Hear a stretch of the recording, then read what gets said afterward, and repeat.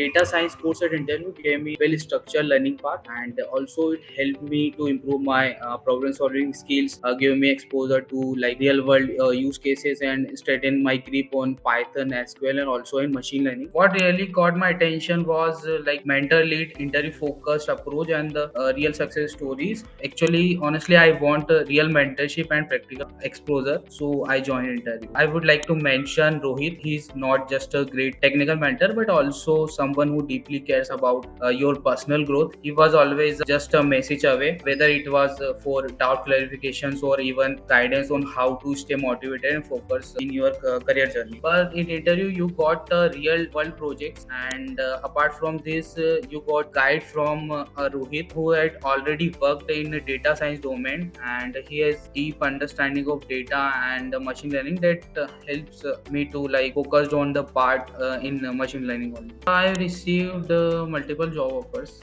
after completing the course, and compared to previous package, I received a 40% hike, which was a big jump for me because I'm in a non-tech and the transition to a tech background.